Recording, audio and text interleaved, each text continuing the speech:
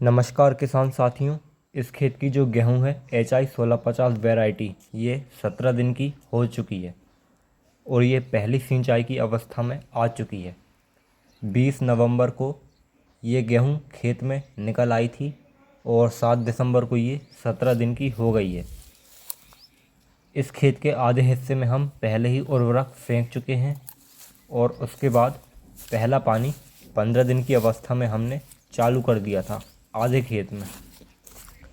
इस खेत का जो फिक्स रकबा है वो 1 एकड़ 30 डिसमिल का है। पहले की वीडियो में हमने इस खेत का रकबा 1 एकड़ 20 डिसमिल बताया था और बीज दर 66 किलो बताई थी 1 एकड़ में। लेकिन बाद में मोबाइल ऐप के ज़रिए हमने इसका रकबा निकाला था जो कि 1 एकड़ 30 डिसमिल निकल कर आया है।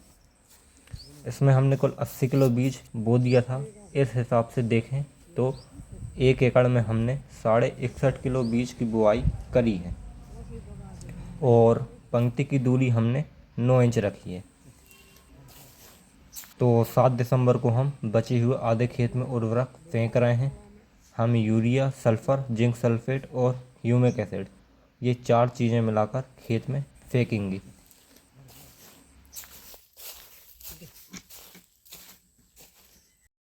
तो यूरिया हमने निकाल ली है 1 बोरी आधे खेत में फेंकने के लिए।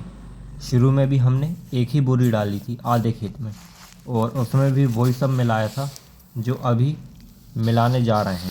इसमें हमने आधा किलो ह्यूमिक एसिड और 1.5 किलो सल्फ़र डाल दिया है जो कि पाउडर फॉर्म में है। ये ह्यूमिक एसिड आप देख सकते हैं, ये आधा किलो हमने मिलाया है 1 बोरी यूरिया में। अब हम इसमें 2 किलो जिंक सल्फेट मिलाएंगे, ये भी पाउडर फॉर्म में है। और क्यों हम इन चीज़ों को पाउडर फॉर्म में डाल रहे हैं इसका कारण मैं आपको बता देता हूँ। पहले इसे मिला लेते हैं।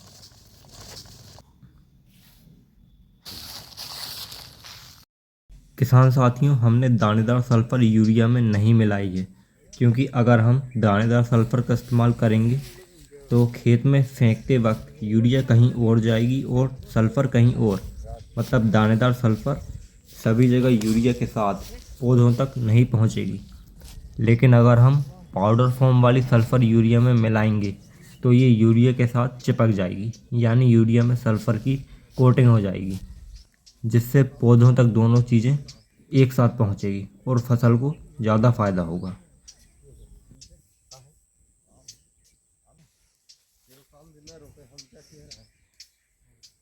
तो सारी चीज़ें हमने अच्छे से मिला ली है। अब खेत की तरफ चलते हैं। यूरिया फेंकना चालू कर दिया है हमने।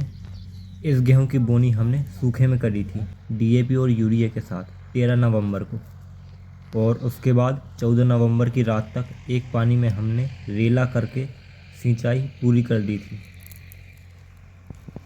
और अब गेहूं उगने के बाद हम नोजल का पहला पानी लगा चुके हैं 15 दिन की अवस्था में। गेहूं हमारी ज़्यादा घनी नहीं है क्योंकि हमने 1 एकड़ में 61.5 किलो बीज की बोनी करी है और आधा खेत अभी गीला है। बोनी के बाद देखें तो ये दूसरा पानी है, लेकिन गेहूं उगने के बाद सिंचाई की गिनती की जाती है। तो अभी नोजल की पहली सिंचाई चल रही है गेहूं में। इस गेहूं की जो समय अवधि है वो 120 दिनों की है और ये अनुसंधान की वैरायटी है।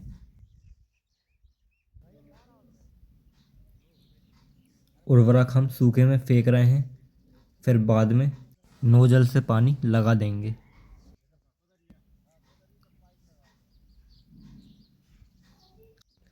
इसके अलावा हमने 6 एकड़ में और इस वैरायटी की बोनी करी है, लेकिन वो गेहूं अभी छोटी है।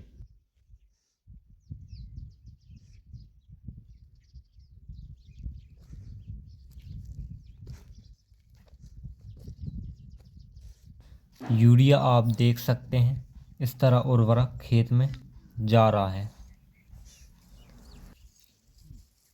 पहली सिंचाई पूरी होने के बाद हम इसमें खरपतवार नाशक दवा का छिड़काव करेंगे।